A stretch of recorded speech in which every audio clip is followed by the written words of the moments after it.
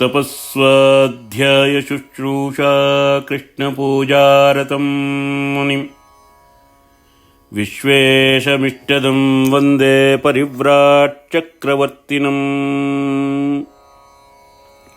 श्रीगुरुभ्यो नमः. Hari Om to all. Welcome back to Bhagavad Gita session. Today we are going to look at Bhagavad Gita chapter 2 verse 24. In the previous verse we saw Krishna explained the Atma cannot be affected by any physical force. Not by weapons, not by fire, not by water, or not by air. Now, Arjuna may still wonder, if the Atma cannot be destroyed, then what exactly is Atma's nature? So, Krishna now in this verse positively describes the qualities of the Atma. Let us look at the verse first. Bhagavad Gita chapter 2 verse 24. Achedyoyam adahyoyam अक्लेद्यो शोष्य एव च नित्यः सर्वगतस्थाणुः अचलोऽयं सनातनः. अच्छेद्यः cannot be cut. I am this Atma. Adahyah cannot be burned. I am this Atma.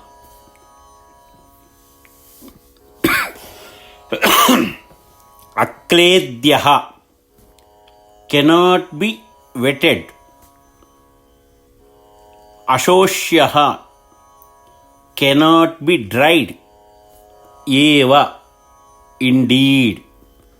Cha and Nityaha eternal, Sarvagataha all pervading, Sthanuhu stable or firm, Achalaha unmoving, I am this Atma, Sanatanaha ever existing or eternal from beginning. Simple meaning of this verse: this Atma cannot be cut, cannot be burned, cannot be wetted, or cannot be dried. It is eternal. Atma is all pervading. Atma is stable. Atma is immovable. And Atma is ever existing. Let us look at the detailed explanation of this verse. Achedyaha, adahyaha, akledyaha, ashosyaha. These are the four things explained in previous verse as well. Krishna repeats and strengthens the previous teaching. Atma cannot be cut. Atma cannot be burned. Atma cannot be wetted. Atma cannot be dried. So this shows the Atma is beyond all physical interactions. Nothing in the material world can affect the Atma. That is why he says Achedyaha Atma, Adahyaha Atma, Akledyaha Atma, Ashoshyaha Atma. Then, is there any interruption for the Atma? The question arises. His answer is no. By saying Nityaha, Atma is eternal. It exists. Always it exists. It exists without interruption. Atma does not depend on time or conditions. It will always exist. It was, it will, and it is. Nityaha.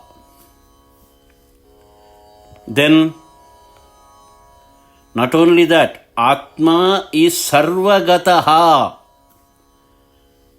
Atma is all pervading. Atma is not confined to one place.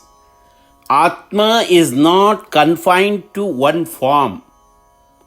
It pervades the entire body. Existence as consciousness. So, sarvagataha does not mean physical spreading, but presence as the basis of experience. So, Atma is Nitya, Atma is Sarvagata. And can Atma fluctuate? No, Sthanuhu. Atma is stable. It does not fluctuate. Unlike the mind, which changes constantly. Mind, within a minute, it can travel thousands of miles. But Atma is not like that. Atma remains steady and Atma remains unaffected. So is Atma is moving? No.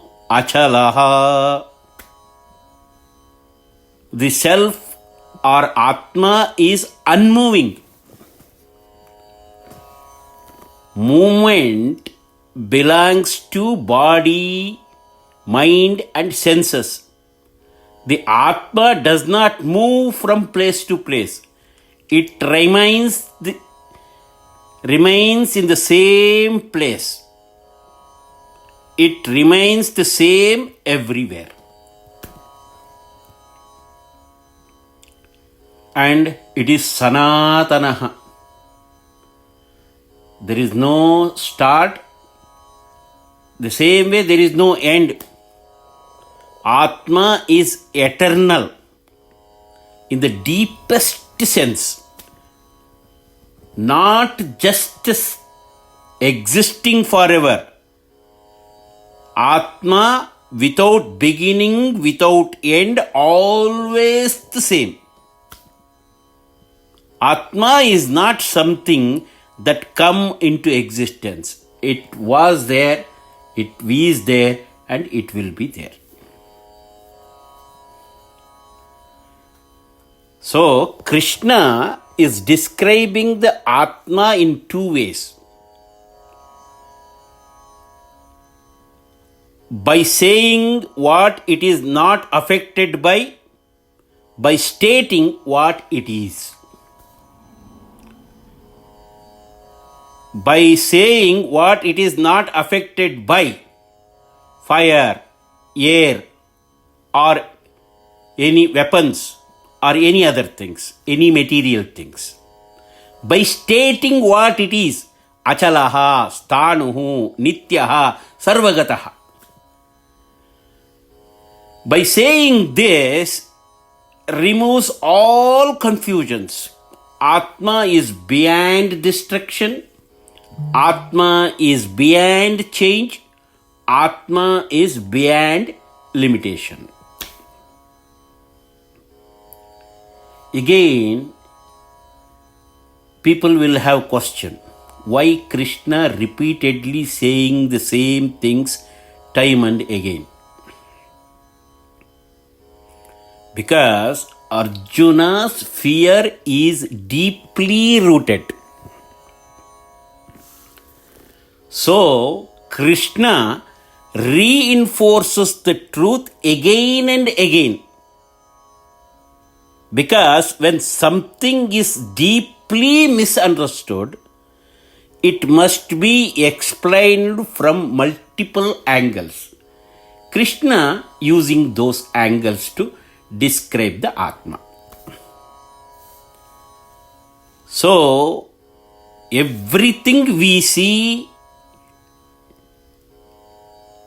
it changes, it moves, and it decays. Atma is exactly opposite. Atma does not change. Atma does not move. Atma does not decay. So, it is completely different from the body. So, that is why Krishna is emphasizing Atma's nature time and again. What other acharyas say about this? Let us look at what Shankaracharya ji says. Atma cannot be cut, cannot be burned, cannot be wetted or dried. Therefore, it is eternal. Being eternal, it is all-pervading as well. Being all-pervading, it is steady and unmoving. Being steady and unmoving, it is changeless and ever the same. The repetition of these qualities is not unnecessary because the Atma is subtle and difficult to understand. So, Krishna explains it again and again in different ways. So, Atma is indestructible. Atma is all-pervading. Atma is unchanging. Atma is beyond all movement and modifications.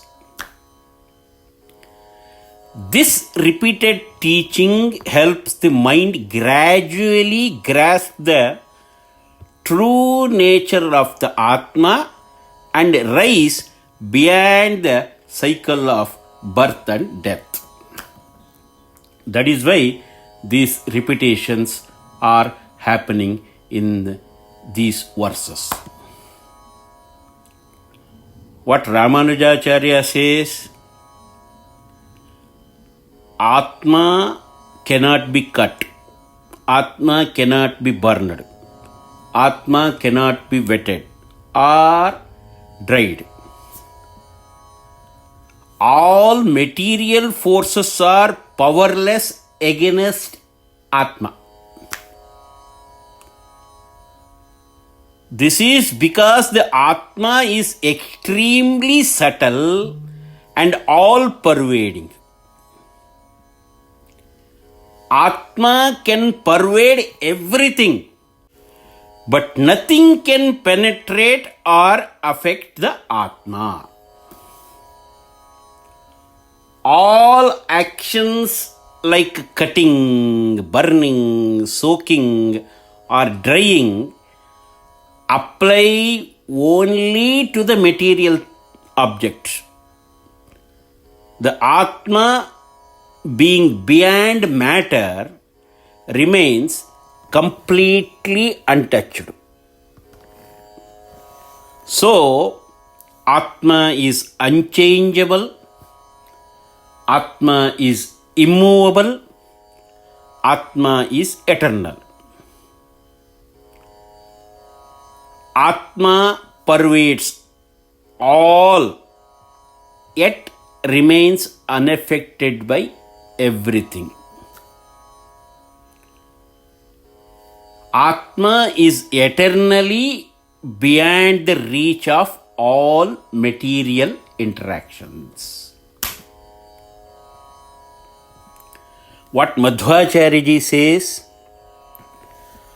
Atma is indestructible, Atma is eternal,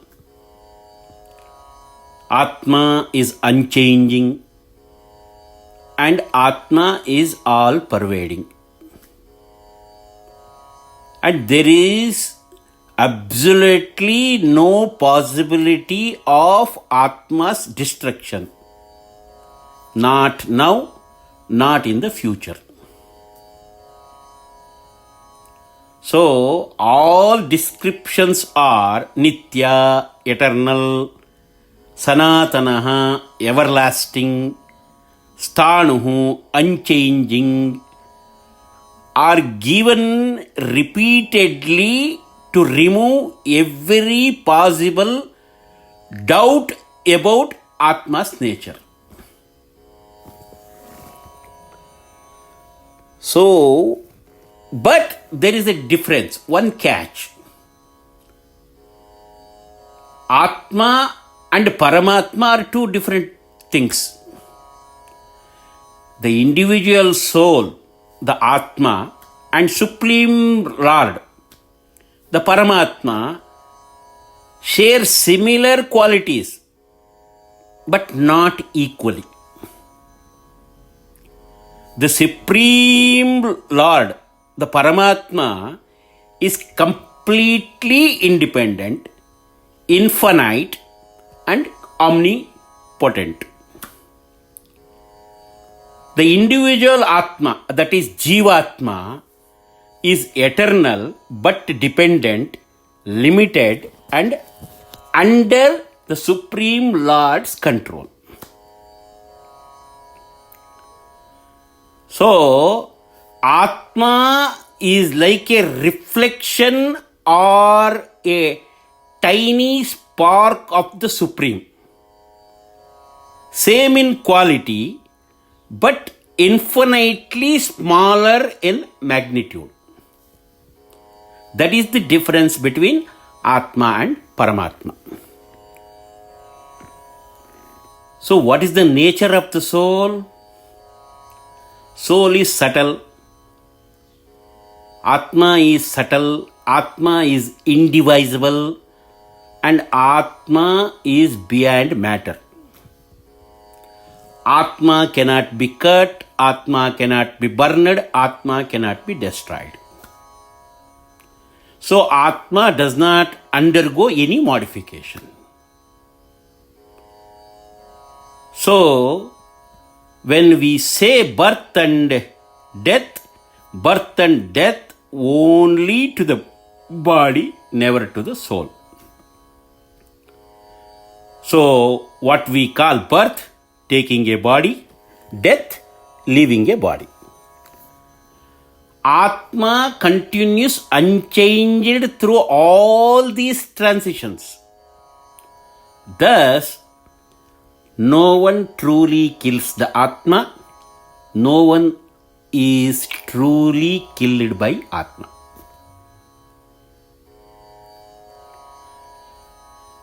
So, we feel grief, fear and delusion. Why these things happens? All this grief, fear and delusion arises because we identify with the body. we think I am the doer. When we think that Naham Karta Harikartha Tatpuja Karma Chakilam, I am not the doer, the God is the doer. Whatever I am doing, everything is His worship. This type of true knowledge removes this ignorance. So, all the Vedic scriptures ultimately establishes the Supreme Lord is the highest reality, that is Paramatma. All other souls, Jivatmas, exist under His control. Whatever the contradictions in scriptures are resolved in Him. He alone is the source. He alone is the sustainer. He alone is the ultimate goal. That is Supreme Lord Paramatma. Why? He is the giver of liberation. Liberation means freedom from the birth and death. Liberation means realization of the Atma's true nature. Liberation means recognition of dependence on the Supreme Lord. Also, we must understand moksha is possible only by the grace of the Supreme Lord. Moksha is possible only when completely realizes the body is temporary, the Atma is eternal, the Lord alone is independent. I am not the body, I am the eternal soul, but dependent on the Supreme Lord. This type of realization one has, then all his sorrow ends there. Because of this knowledge removes his ignorance. But God's grace grants liberation. So, body changes, soul remains, and Lord alone is independent, and He is the giver of the moksha. Realizing this removes ignorance and sorrow and leads to liberation through divine grace. What Keshava Kashmiri ji says, Atma can never be destroyed because it is beyond all material interactions. It cannot be burned, it cannot be wetted, it cannot be dried, because burning, wetting and drying apply only to the physical body. So, Atma is eternal, Nityaha. Atma is all-pervading, Sarvagataha. Atma is extremely subtle, Sthanuhu, beyond all material substances. Being so subtle, it cannot be modified in any way. Therefore, He is unchanging, Sthanu, immovable, Achala, everlasting, Sanatana. Body is temporary and subject to change, but Atma is constant, subtle and beyond all destructions. So, Krishna repeatedly explains the immortality of the soul to ensure the teaching is deeply understood.